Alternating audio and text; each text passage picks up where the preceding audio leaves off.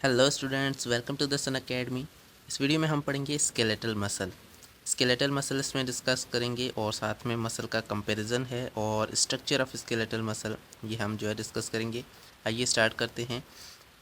तो ये बहुत ही बड़ा टॉपिक है, हम जो है नेक्स्ट वीडियोस में भी यही स्केलेटल मसल का पूरा मैकेनिज्म समझेंगे। इस वीडियो में हम इसका स्ट्रक्चर और जनरल जो हमारे पास लिखा हुआ है इसको पढ़ेंगे। The muscles attach to the skeleton are called skeletal muscle. वो मसल जो स्केलेटन से अटैच हैं डायरेक्टली, हमारा ये स्केलेटन है, किसी भी बोन से जो मसल्स अटैच हैं इन मसल्स को हम कहते हैं स्केलेटल मसल। तो वो मसल जो डायरेक्टली बोन से अटैच हैं, हमारे स्केलेटल सिस्टम से अटैच हैं, उन्हें हम कहते हैं स्केलेटल मसल। बाकी जो स्मूथ मसल हैं और कार्डियक मसल हैं ये हमारे पास स्केलेटल से अटैच नहीं होते, तो इसलिए उन्हें स्केलेटल मसल नहीं कहा जा सकता। The cells are striated. इनके जो सेल्स हैं वो स्ट्राइएटेड हैं, मतलब आपके इनके सेल्स के बीच में आपको इस तरह के जो है वो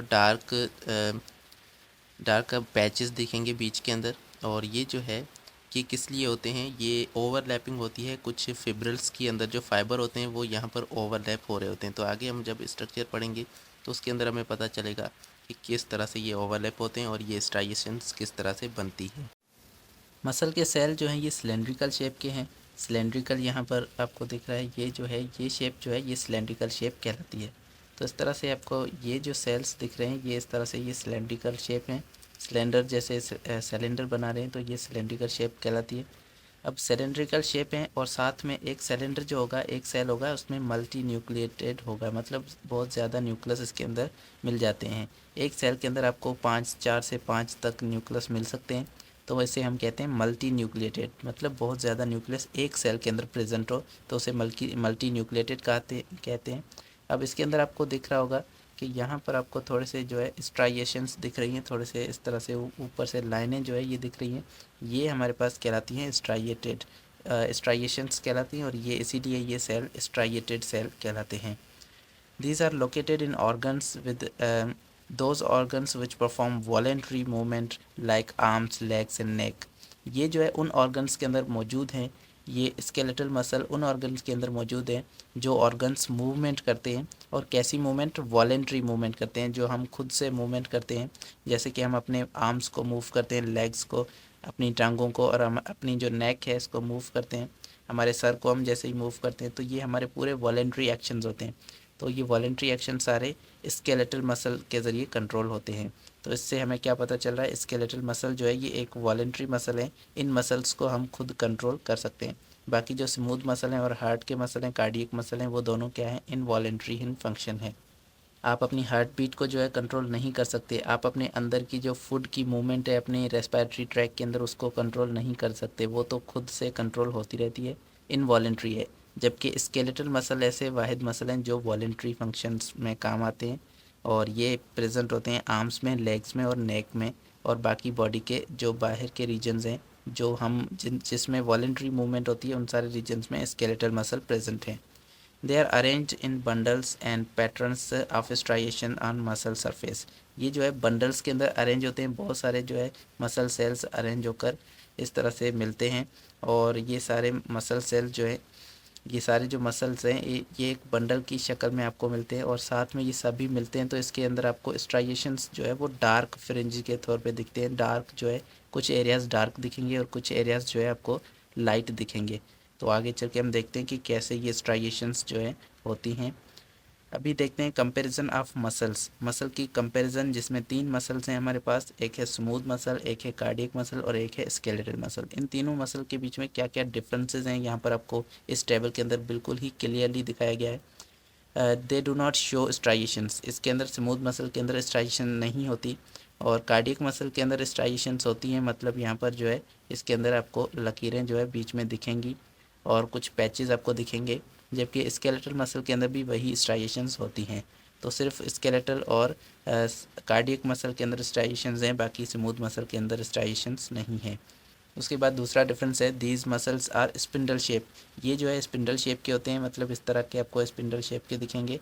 जबकि ये जो है कार्डियक मसल सिलेंड्रिकल शेप के होते हैं, और ये जो है सिलेंड्रिकल भी होते हैं और अनब्रांच होते हैं, इसके अंदर ब्रांचेस नहीं होती, ये जो है सीधे सिलेंड्रिकल होते हैं। जबकि जो कार्डियक मसल हैं ये सिलेंड्रिकल भी होते हैं, साथ में ब्रांच भी होते हैं, तो इनके अंदर ब्रांचेस भी निकलती हैं इस तरह से, लेकिन इनकी शेप जो है ये सिलेंडर होती है। ये सिलेंड्रिकल शेप के हैं और ब्रांचेस होती हैं इसके अंदर, जबकि इसके अंदर ब्रांचेस नहीं होती स्केलेटल मसल के अंदर। Present in hollow visual organs, ये जो है हॉलो ऑर्गन्स के अंदर, जो कि हमारे स्टमक है और जो लाइनिंग है जिसके अंदर से कुछ मटेरियल जो है मूव करता है, उन्हें हॉलो ऑर्गन्स कहते हैं, जो अंदर से खाली हों, ऐसे ऑर्गन्स के अंदर प्रेजेंट होते हैं स्मूथ मसल्स। कार्डियक मसल सिर्फ हार्ट के अंदर प्रेजेंट होते हैं, और ये जो है स्केलेटल मसल ये स्केलेटन के साथ अटैच होते हैं, और जो वॉलेंट्री ऑर्गन्स हैं उन ऑर्गन्स के अंदर प्रेजेंट होते हैं। स्मूथ मसल जो है ये इनवॉलेंट्री इन एक्शन है, ये हम कंट्रोल नहीं कर सकते। कार्डियक मसल भी इनवॉलेंट्री हैं, इन्हें भी कंट्रोल नहीं किया जा सकता, जबकि स्केलेटल मसल जो है ये वाहिद वॉलेंट्री मसल्स हैं जिन्हें हम खुद कंट्रोल करते हैं। They do not make cross bridges during movement, इसके अंदर क्रॉस ब्रिजेस नहीं बनते। क्रॉस ब्रिजेस का मतलब है एक फाइबर जो है वो दूसरे फाइबर से अटैच हो जाए, इसे हम क्रॉस ब्रिज कहते हैं। आगे हम पढ़ेंगे कि स्केलेटल मसल के अंदर कैसे क्रॉस ब्रिजेस बनते हैं। अभी यहाँ पर क्रॉस ब्रिज का मतलब है एक जो है फाइबर दूसरे फाइबर से कनेक्ट हो जाए, इसे क्रॉस ब्रिज कहते हैं। तो यहाँ पर स्मूथ मसल के अंदर जो सेल्स हैं, जो फाइबर्स हैं, वो एक दूसरे से कनेक्ट नहीं होती, मतलब इसके अंदर क्रॉस ब्रिजेस नहीं बनते। कार्डियक के अंदर जो है क्रॉस ब्रिजेस बनते हैं, और यहाँ पर भी स्केलेटल मसल के अंदर भी क्रॉस ब्रिज बनते हैं।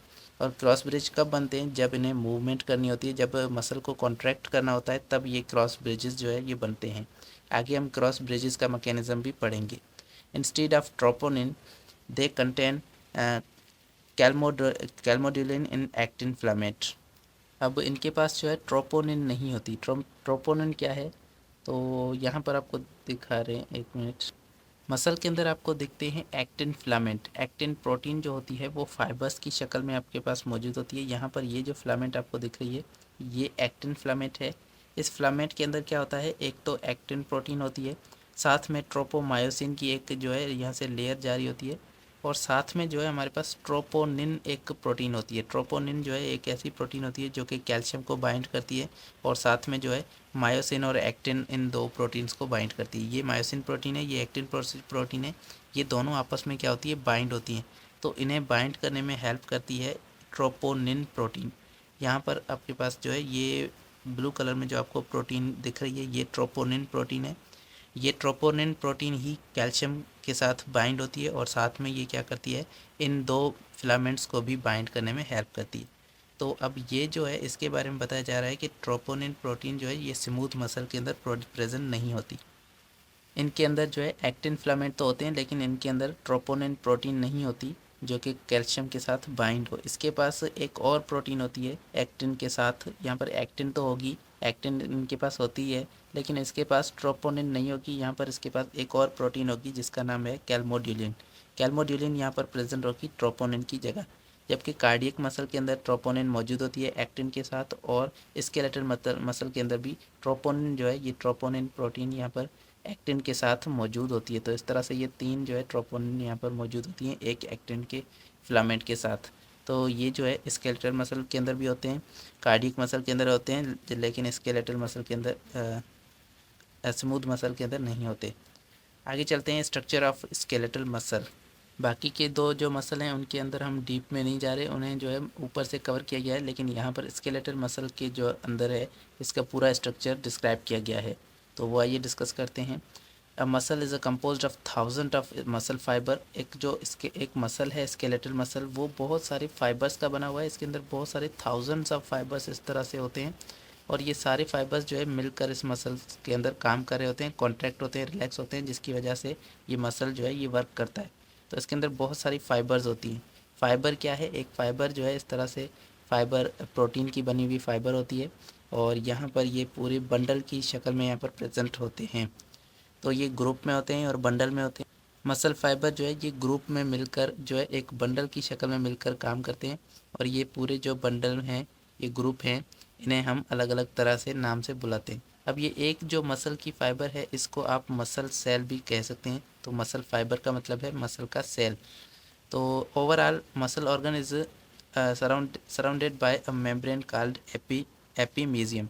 यहाँ पर मसल को जो है ऑर्गन कंसीडर किया जा रहा है, लेकिन मसल जो है एक ऑर्गन नहीं होता। मसल क्या है? एक्चुअली एक टिश्यू होता है। तो मसल एक टिश्यू है। यहाँ पर मसल इसको ऑर्गन कहा जा रहा है, तो यहाँ पर थोड़ी सी मिस्टेक है। इसके अंदर ये जो मसल है इसके ऊपर एक लेयर होती है और इस लेयर को जो है हम कहते हैं एपीमेजियम। एपीमेजियम क्या है? एपीमेजियम वो लेयर है जो कि एक मसल के ऊपर से आती है, मसल को सराउंड करती है। उसके बाद है muscle fibre is gathered inside epimysium in many groups. इस एपीमाइजियम के अंदर मसल जो है, मसल के फाइबर्स बहुत सारे ग्रुप्स के अंदर प्रेजेंट हैं। ये एक ग्रुप हो गया, ये हमारे पास मसल फाइबर का दूसरा ग्रुप हो गया, ऐसे ऐसे यहाँ पर हमारे पास मसल फाइबर का तीसरा ग्रुप हो गया।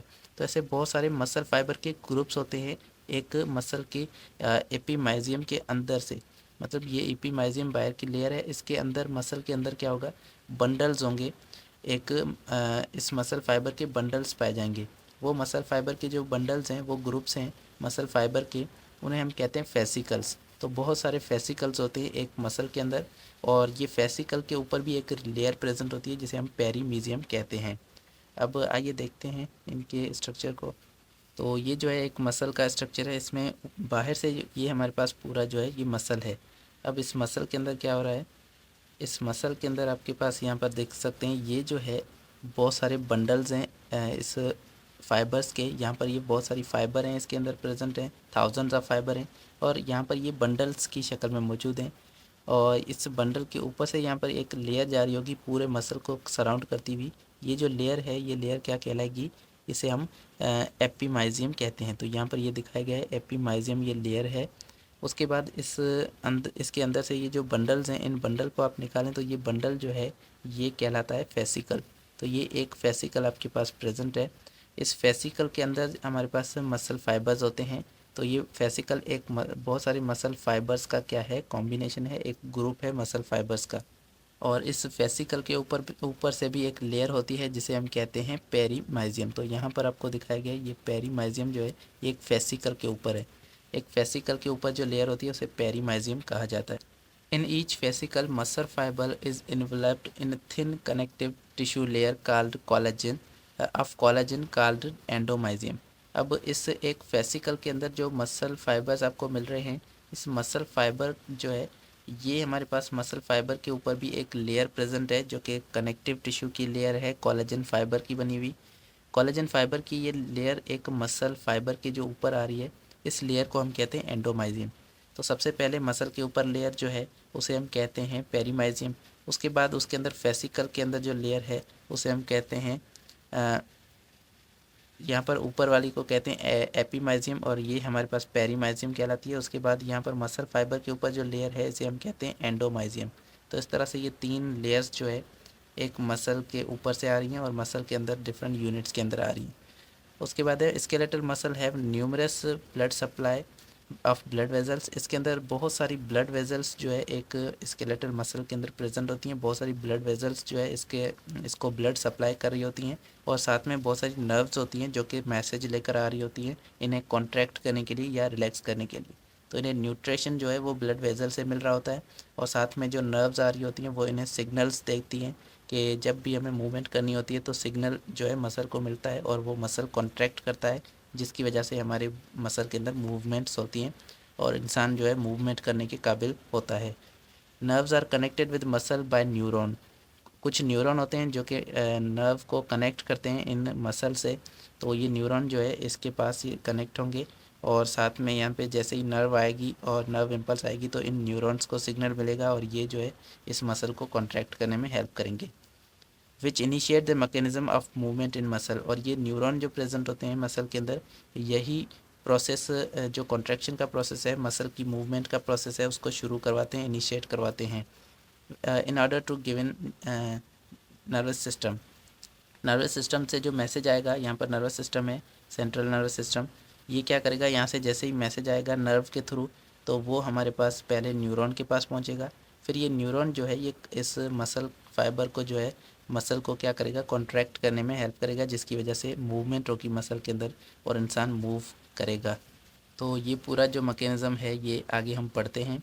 हमारे पास जो है ultra structure of skeletal and muscle fibre. एक मसल फाइबर का जो है हम अल्ट्रा स्ट्रक्चर देखेंगे कि उसके अंदर क्या क्या चीज़ें हैं।